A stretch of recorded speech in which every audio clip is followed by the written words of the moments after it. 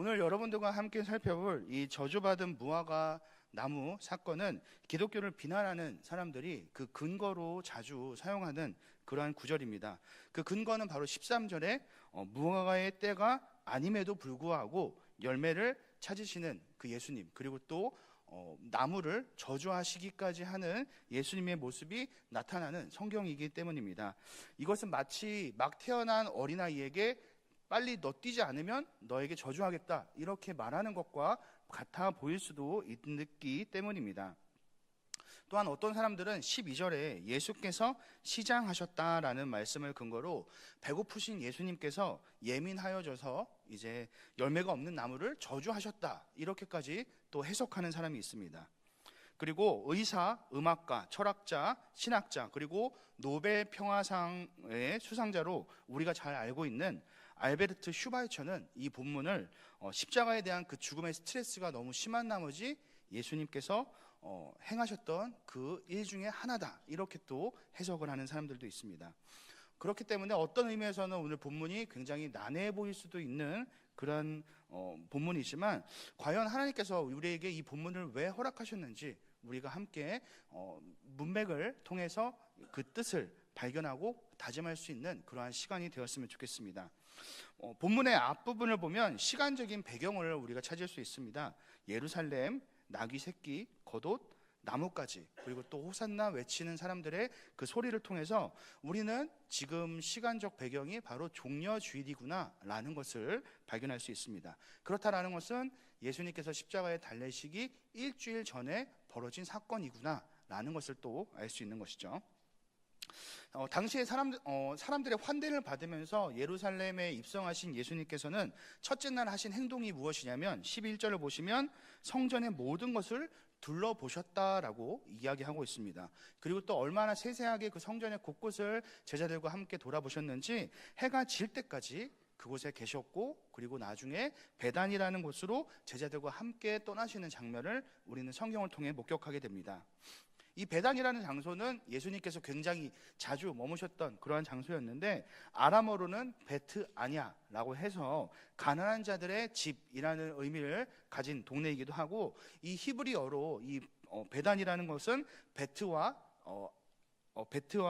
테나가 합쳐져서 베타니, 다시 말하면 이제 무화과 열매가 맺히는 그러한 도시라는 것을 또 뜻하는 또 도시이기도 합니다. 그렇기 때문에 일반적으로 이 베단이라는 곳은 형편이 좋지 않은 사람들이 모여 살고 있는 그러한 도시였다라고 우리가 알고 있고, 그리고 우리가 잘 알고 있는 마르다, 나사로, 그리고 마리아의 그 3남매가 살고 있었던 그 장소가 바로 베단이기도 했습니다.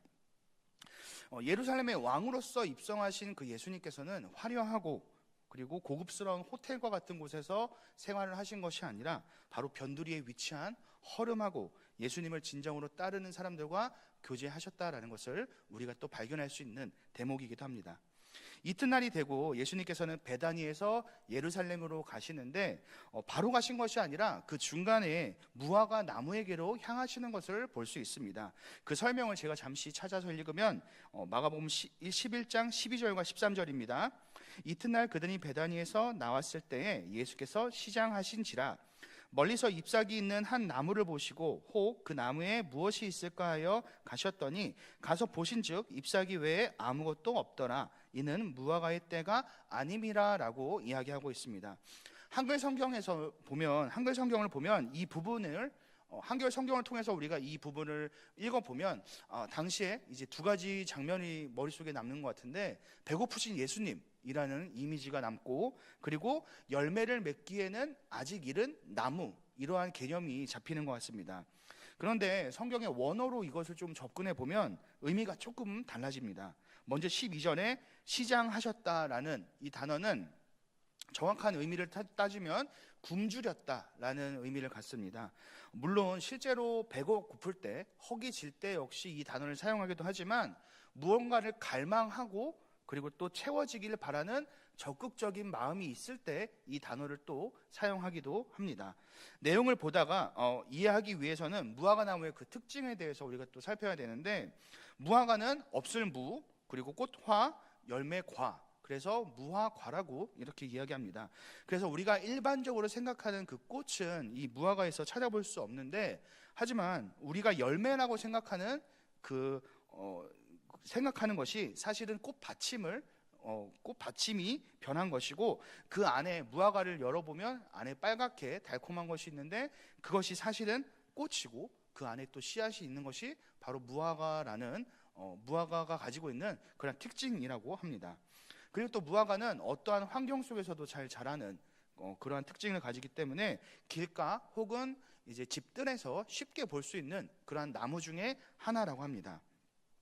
그리고 이 무화과를 먹는 용도를 찾아보면 생으로도 먹고, 구워서도 먹고, 말려서도 먹고, 그리고 어떤 음식에 첨가해서 먹기도 하는 굉장히 다재다능한 그러한 또 용도로 사용이 되는 그러한 과일이기도 합니다.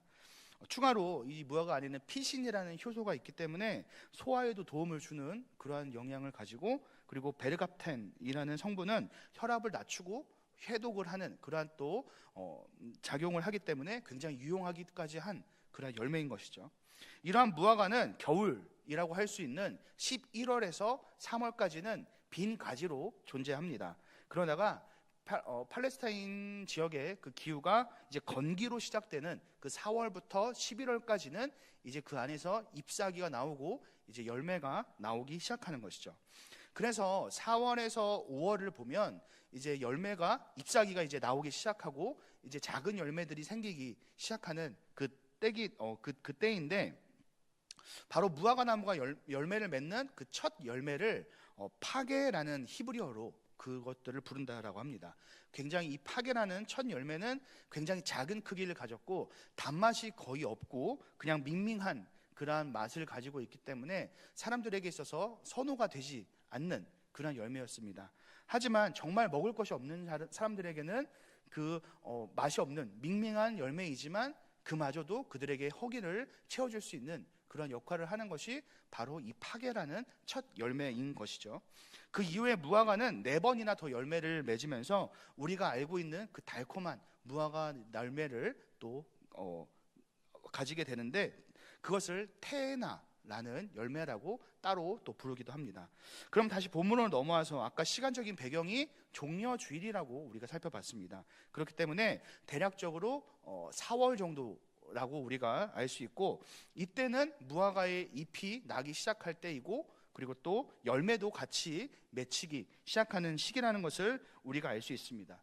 그리고 우리가 앞서 살펴본 것처럼 이때 맺히는 그 열매는 바로 첫 열매인 파게라는 거, 작지만 작고 그리고 또 밍밍한 맛을 가지고 있는 그 열매가 맺히는 시기이기 때문에 그 테에나라고 하는 그 본래 우리가 생각하는 그 무화과가 맺히지 않는 그러한 시기다라는 것을 우리가 또 알 수 있는 것이죠. 그렇기 때문에 성경에서 무화과의 때가 아니다라는 것은 맞는 말이 되는 것입니다. 어떤 나무가 있는데 잎이 별로 없습니다. 그러면 우리는 그 나무를 향해서 큰 열매를 기대하기는 어려울 것입니다. 하지만 그 나무의 잎이 무성하다라고 한다면 그 나무는 그만큼 많은 양분을 가지고 있기 때문에 크고 많은 열매를 기대하는 것은 어떻게 보면 너무나도 당연한 이치이기도 합니다.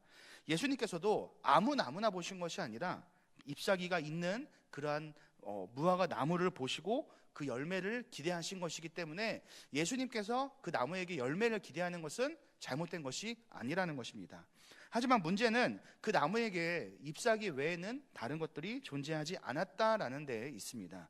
그러자 예수님께서는 그 나무를 향해서 저주를 하셨고 영원토록 열매를 맺지 못할 것이다 라고 또한 선포하셨습니다.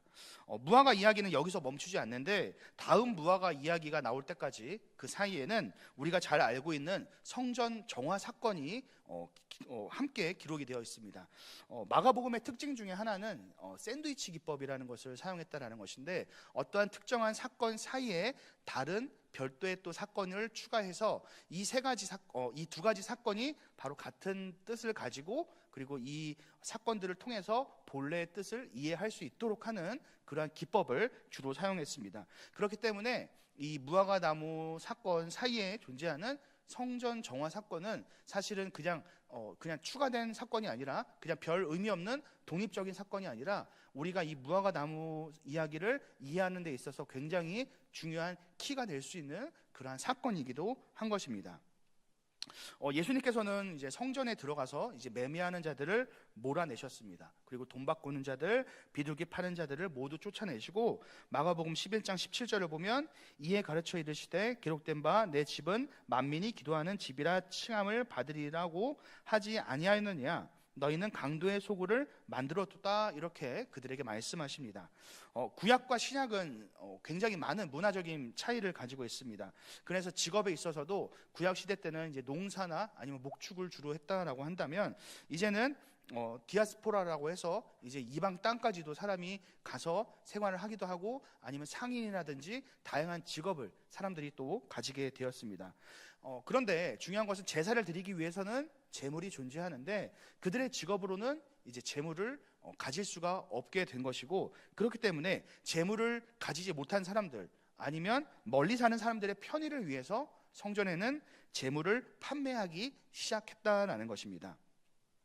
그리고 당시에 성전세를 내기 위해서는 두로의 은전이 필요했는데 만약에 그 사람이 생활하는 그 지역이 만약에 두로의 은전을 사용하지 않는 곳이라고 한다면 이들은 성전에서 제사를 드리기 위해서 성전에 들어가기 위해서 이 돈을 바꾸는 그러한 일을 해야 했습니다. 그것을 편리하게 이제 성전 안에서 할 수 있도록 이렇게 또 환전을 하는 그러한 시스템도 당시에 존재했었다라는 것이죠. 그렇기 때문에 성전의 시스템, 당시에 예수님께서 방문하셨던 그 성전의 시스템은 굉장히 제사를 드리는 사람들에게 편의적인 그러한 부분이 굉장히 많았던 것이고 쉽게 제사를 드리기 위해서 그들에게 제공하는 데 집중이 되어 있었던 그러한 시대였던 것입니다. 성전에서 이렇게 매매하는 그러한 권한을 얻기 위해서는 당시에 이제 사람들의 제사장들에게 로비와 같은 것들을 해야 했었고 내가 로비를 하는 데 있어서 많은 돈을 지불했다면 그 돈을 채우기 위해서 재물이나 아니면 내가 매매하는 데 있어서 추가로 수수료를 부과하는 그러한 모습들이 당시에 존재했었고 독점을 했었기 때문에 사람들은 어쩔 수 없이 그들이 부과하는 그 비싼 재물과 그리고 또 수수료를 지불해야만 했었던 것이죠.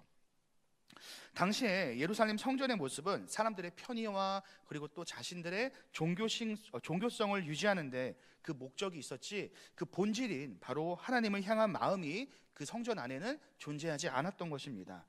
마치 우리가 앞서 살펴본 것처럼 잎만 무성한 그러한 무화과 나무와 같이 겉으로는 수적으로 굉장히 많이 부흥하고 굉장히 왕성한 것처럼 보이지만 하나님께 열심인 것처럼 그들이 보였지만 실상은 하나님은 뒷전이고 그 안에서는 자신들의 이익을 채우려는 그러한 종교적인 허영심만이 가득했던 것이 바로 당시의 시대적인 모습이었던 것입니다. 그래서 예수님께서는 그 예루살렘 성전에 들어가셔서 이 성전이 무너질 것이라고 말씀하셨던 것이고 당시에 이제 종교적인 카르텔을 이루고 있었던 그 대제사장들과 서기관들이 모여서 예수님을 죽이기로 결탁하게 된 그러한 사건이었던 것이죠. 예수님께서는 제자들에게 보여주셨던 그 잎만 무성한 그 무화과 나무는 그렇기 때문에 이스라엘 백성들을 가리키는 것입니다. 그들은 예루살렘의 왕으로 오시는 그 예수님을 호산나 다윗의 자손이여 라고 이렇게 환호하면서 좋은 제사들 드리기 위해서 새로운 시스템들을 구축하면서 거룩한 자들처럼 보이려고 했지만 그들의 속에는 아무 열매가 없었던 나무와 같은 모습을 가졌던 것입니다. 본문의 12절을 제가 다시 읽겠습니다. 이튿날 그들이 베다니에서 나왔을 때 예수께서 시장하신지라. 여기서 시장하다라는 게 제가 아까 설명을 드릴 때 단순하게 배고픈 것뿐만 아니라 갈망하다, 추구하다 이러한 의미를 갖는 단어라고 말씀드렸는데 하나님께서는 우리를 그냥 단순하게 창조하시고 그냥 바라보시는 분이 아닙니다. 우리를 향해 갈망하고 무언가를 우리가 하도록 간절히 원하시는 분이 바로 하나님이라는 것입니다. 저는 이거를 다른 표현으로 하자면 하나님께서는 우리 모두에게 기대를 하고 계신다라고 말씀드리고 싶습니다. 만약에 여러분들이 가진 그 큰 돈을 다른 사람에게 맡겼다라고 했을 때, 투자를 했다라고 했을 때 여러분들은 무엇을 기대하시겠습니까? 분명히 그 돈을 가지고 수익이 나기를 기대를 할 것입니다. 그리고 그 사람을 볼 때마다 내 돈 어떻게 됐어? 이렇게 여러분들은 계속 물을 것입니다. 마치 주식이나 코인을 하는 사람들을 보면 5분마다 아니면 시도 때도 없이 자신의 이제 차트를 보는 사람들을 발견할 수 있는데, 그런 것처럼 우리는 간절히 우리가 맡긴 그것이 어떻게 되는지 우리는 관심 있게 지켜볼 것이라는 거죠. 하나님께서는 우리에게 복음을 맡기셨고, 그리고 예수 그리스도라는 보화를 또한 맡기셨습니다. 그러니 자연스럽게 우리 안에서는 예수 그리스도의 열매가 나타나기를 하나님께서는 기대하시고 원하시고 갈망하시고 우리를 계속 지켜보고 계신다라는 것이죠. 어떤 분들은 나는 천국 갈 믿음만 있으면 돼, 그 정도만 신앙생활하면 돼, 이렇게 간단하게 생각하시는 분들이 있는데, 이것들은 굉장히 계산적이고 이성적인 접근입니다. 그런데 만약에 우리가 하나님께 받은 그 사랑을 그 이유는 바로 우리가 하나님께 받은 그 사랑은 하나님께서 우리에게 전부를 주신 사랑이기 때문에 우리가 가진 전부를 하나님께 드릴 수 있지만, 사실 하나님께서 우리에게 주신 것과는 비교할 수 없는 것이기 때문에 정말 진정으로 하나님의 그 사랑의 가치를 아는 사람은 그렇게 계산적으로 우리가 신앙생활을 할 수가 없는 것이죠. 그에게 남는 것은 오직 감사와 은혜만이 남게 될 것입니다. 그 열매 없는 그 무화과 나무에게서 예수님께서 기대하셨던 것은 달고 맛있는 테에나라는 그 무화과, 우리가 알고 있는 일반적인 그 무화과의 열매가 아니었고, 작고 떫은 맛의 그 파게라는 첫 열매를 예수님께서는 기대하셨던 것입니다. 우리는 예수님을 영접한 이후에 우리의 삶이 180도 달라질 것이라고 우리는 생각을 하지만, 사실상은 그렇지 않을 때가 많습니다. 여전히 우리의 마음속에는 세상을 살아가면서 불안과, 그리고 또 세상의 유혹 속에서 살아가고, 세상의 또 불안전함 속에서 우리는 또 이 세상을 걸어가기 때문입니다. 성경의 인물들처럼 우리는 강하고 담대하게 세상을 살아가고 싶지만, 마음속에 그 근심과 그 두려움 때문에 때로는 숨어들 때도 있는 것이 사실입니다. 하지만 하나님께서, 그리고 또 예수님께서 우리를 향해 원하시는 그 열매는 바로 커다랗고 단맛이 강하고 상품성이 매우 좋은 그러한 열매가 아니라, 바로 작고 맛도 잘 나지 않는 그러한 열매, 하지만 그 열매 자체를 매우 귀하게 여기신다라는 것을 우리는 알아야 합니다. 그런데 중요한 것은 무엇이냐면, 첫 열매를 맺어야만 그 다음에 풍성한 테에나라는 열매를 또 이어서 맺을 수 있다라는 것이죠. 그렇기 때문에 첫 열매를 맺지 못한 이 무화과 나무는 아무리 시간이 지나도 그 테에나라는 그러한 아주 달고 맛있는 그런 열매를 맺을 수 없기 때문에 예수님께서는 그 나무를 향해서 저주를 하셨던 것입니다. 그렇다면 이 열매를 우리는 어떻게 하면 맺을 수 있을까요? 바로 우리가 무화과 나무라고 생각을 했을 때, 우리가 열심을 내고 최선을 다하고 했을 때 나올 수 있는 결과의 모습은 잎이 무성한 그러한 무화과 나무의 모습일 것입니다. 무화과 나무가 성경에서 첫 등장하는 곳은 창세기 3장입니다. 제가 창세기 3장 7절을 읽겠습니다. 이에 그들의 눈이 밝아져 자기들이 벗은 줄을 알고 무화과 나무 잎을 엮어 치마로 삼았더라라고 이야기합니다.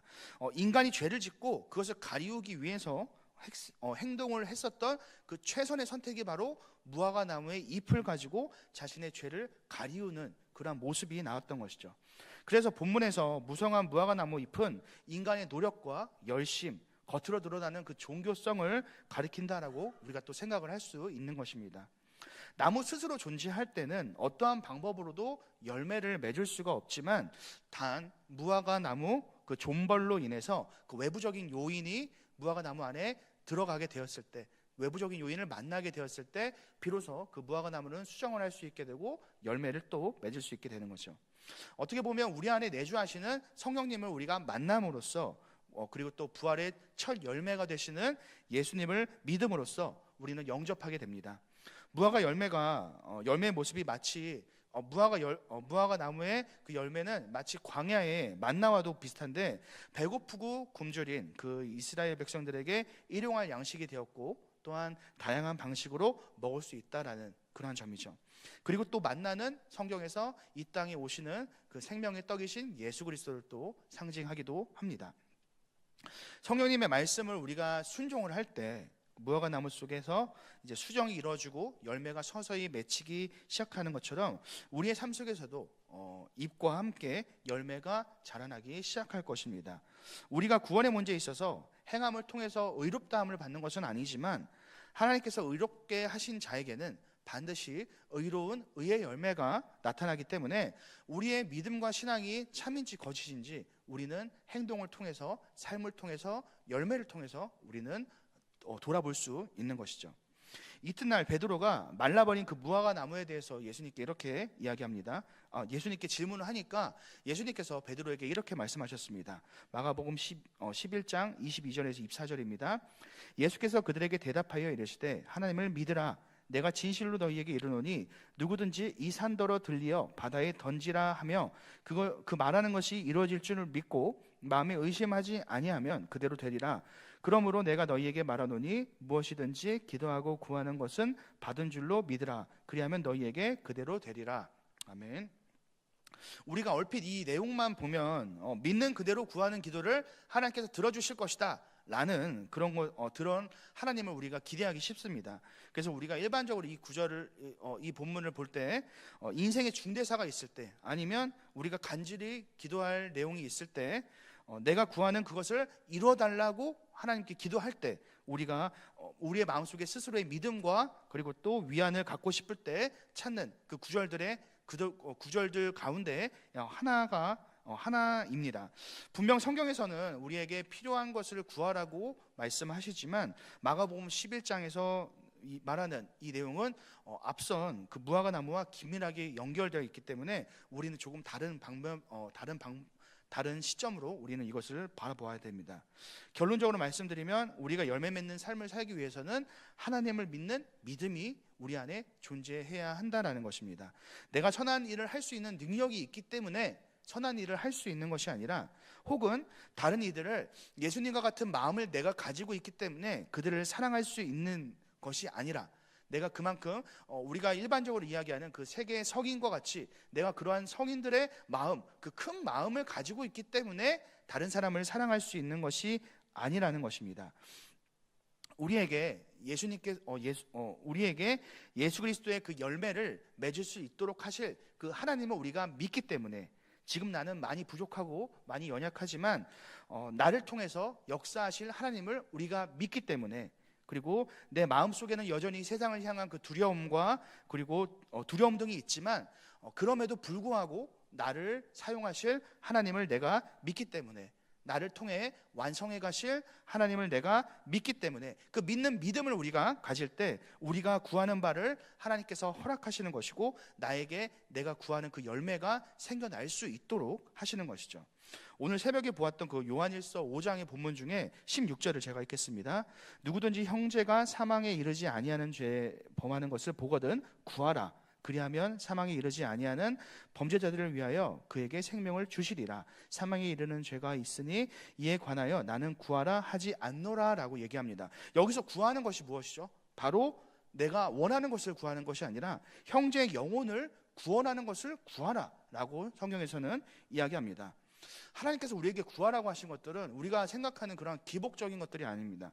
이 땅에서 형통하고 내가 좋은 대학 가고 좋은 직장 가지고, 아니면 내가 많은 돈을 벌고 내가 이 땅을 부유하게 사는 것을 하나님께서 우리에게 구하라고 하신 것이 아니라, 바로 내 영혼을 위해서, 그리고 나와 함께하는 그 공동체의 영혼을 위해서 우리에게 하나님께서 구하라고 하시는 것이죠. 그리고 이것을 우리가 기도하고 구할 때 하나님께서 그 모든 것들을 허락한다라고 말씀하셨던 것입니다. 마태복음 6장 33절입니다. 그런즉 너희는 먼저 그의 나라와 그의 의를 구하라. 그리하면 이 모든 것을 너희에게 더하시리라. 우리가 먼저 하나님의 나라와 의를 구할 때 우리에게 필요하신 모든 것들을 하나님께서는 채워주실 것입니다. 그렇기 때문에 우리가 집중하고 관심을 가져야 되는 것은 다른 것이 아니라 우리 주변에 있는 사람들을 돌아보고, 그리고 그들을 위해서 기도하고 구제하고 살피는 모습이 나타나야 한다는 것입니다. 그것이 바로 예수님께서 이 땅을 살아가시면서 사셨던 그런 삶의 방식이셨고 보이셨던 모습이었고, 우리가 닮아가야 되는 그러한 궁극적인 그런 모습이기도 하기 때문입니다. 예수님께서는 신자된 우리를 향해서 시장하심으로, 아까 말씀드렸던 것처럼 뭔가를 간절히 갈망하는 그런 모습이 있다라는 것을 오늘 이 시간 꼭 기억하셨으면 좋겠습니다. 그리고 또 요한 1서에서 이야기하는 그 사랑은 말뿐만이 아니라 행동도 함께 나타날 때 나타나야 한다라고 말하는 것처럼, 우리의 삶 속에서 우리가 하나님의 자녀가 되고 구원을 얻은 백성이라면 그저 말뿐만이 아니라 단순하게 외적으로 보여지는 그 무성한 나무 잎만 존재하는 것이 아니라 우리의 삶 속에서 그에 합당한 열매가 맺혀야 된다라는 것을 꼭 기억하시고, 결국에는 우리가 그 아름다운 열매를 맺는 데까지 하나님을 의지하면서 나아갈 수 있는 여러분들이 되셨으면 좋겠습니다.